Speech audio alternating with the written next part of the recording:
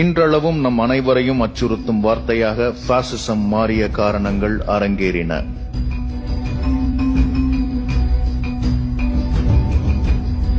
வருடங்கள், வெறும் 20 வருடங்கள்தாம்.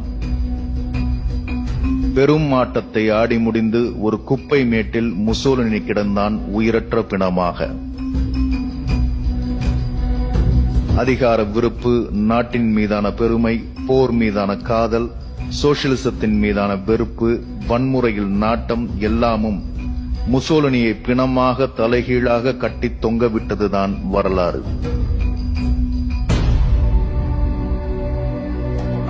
ஆகா ஆகாவென மக்கள் பேராதரவுடன் எழும் பாசிசம் ஐயோ ஐயோ என்றே இறுதியில் அழிந்து போகும்.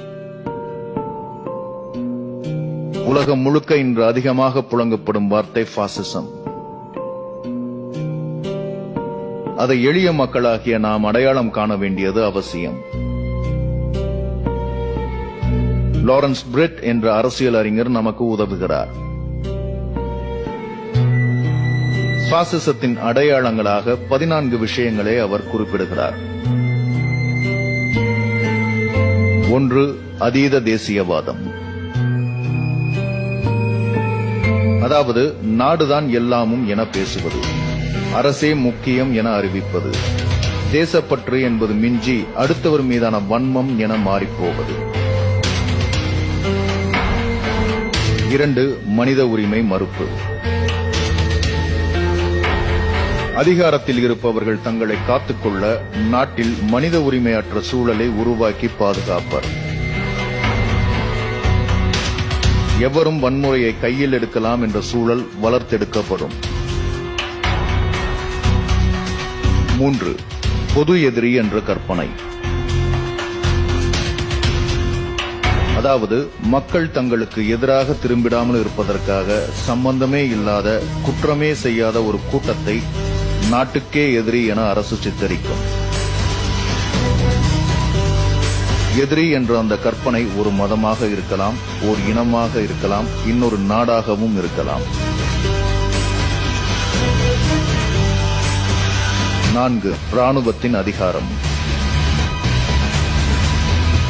அதாவது நாட்டு பொருளாதாரத்தின் பெரும்பகுதி ராணுவத்துக்கு செலவழிக்கப்படும். அதுவும் எதிரி நாடுகளுடன் போராடுவதற்காக இருக்காது. உள்நாட்டு மக்களை அடக்கி ஒடுக்கவே ராணுவத்துக்கு முதன்மை அதிகாரம் வழங்கப்படும். 5. ஆணாதிக்கம். அதிகாரத்தில் இருப்பவர்கள் அனைவரிடமும் ஆணாதிக்கம் அதிகம் இருக்கும். அதிகாரத்தில் பெண்கள் இருந்தாலும் அவர்கள் ஆணாதிக்கத்தை தூக்கி சுமப்பவர்களாகவே இருப்பார்கள். 6. ஊடகத்தில் அரசின் அதிகாரம். அதாவது மக்களுக்கான பொது ஊடகத்தில் அரசின் தலையீடு அதிகமாக இருக்கும். அரசுக்கு ஏதுவான செய்திகளையே ஊடகங்கள் வெளியிடும். 7. தேச பாதுகாப்பு என்ற அச்சம். அதாவது தேசத்தின் பாதுகாப்புக்கு அச்சுறுத்தல் இருப்பதாக ஓர் அச்ச உணர்வை மக்களிடையே தொடர்ந்து அரசு நிலைநிறுத்தி இருக்கும். அதன் வழி அரசு செய்யும் எல்லா அநியாயங்களுக்கும் மக்களின் ஒப்புதலை அரசு பெற்றுக்கொள்ளும். 8. மதமும் அரசும் ஒன்றாக இருக்கும். அதாவது குறிப்பிட்ட மதத்தின் ஆதிக்கம் அரசில் அதிகமாக வெளிப்படும். அரசில் இருக்கும் அமைச்சர்கள், அதிகாரிகள் எல்லாருமே குறிப்பிட்ட மதத்தை முன்னிறுத்தியே தங்களின் அதிகாரத்தை நிலைநிறுத்துவர். அரசின் குறைபாடுகள் எல்லாமும் மதம் என்கிற போர்வை கொண்டு மறைக்கப்படும்.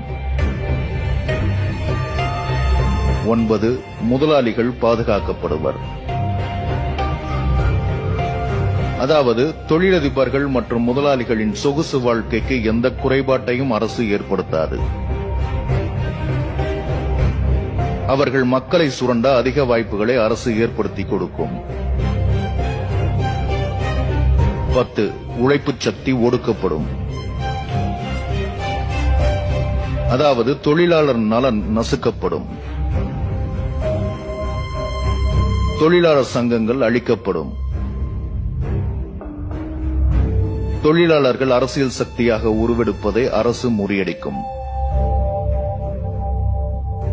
11 அறிவு மறுக்கப்படும்.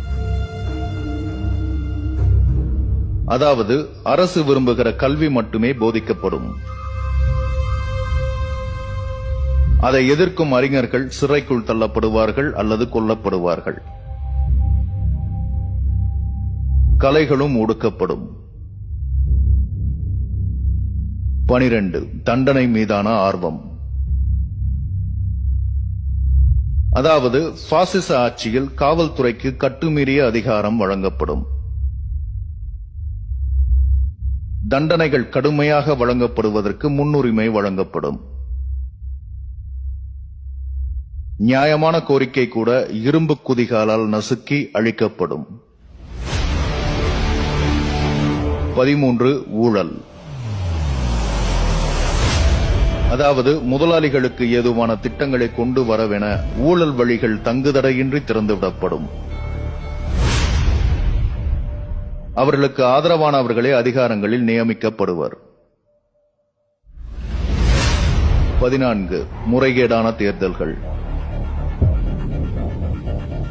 அதாவது பாசிசம் பரவும் நாடுகளில் தேர்தல்கள் என நடத்தப்படுவது எல்லாமும் முறைகேடுகள் நிறைந்தவையாக இருக்கும்.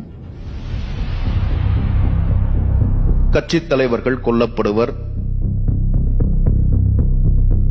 சட்டம் வளைக்கப்படும், வாக்கு இயந்திரங்கள் குளறுபடியாகும், திருடப்படும், வாக்கு எண்ணிக்கை பொய்யாக சொல்லப்படும். இந்த 14 விஷயங்களையும் ஞாபகம் வைத்துக் கொள்ளுங்கள். 14 விஷயங்களும் உங்களுக்கு பரிச்சயமாக தெரிகிறதா என யோசியுங்கள். பரிச்சயமானது போல் தெரிந்தால் குறித்துக் கொள்ளுங்கள், உங்களையும் ஒரு முசோலினியே ஆண்டு கொண்டிருக்கிறார் என. ஏனென்றால் பாசிசம் மக்களின் ஆதரவின்றி வளர்வதில்லை.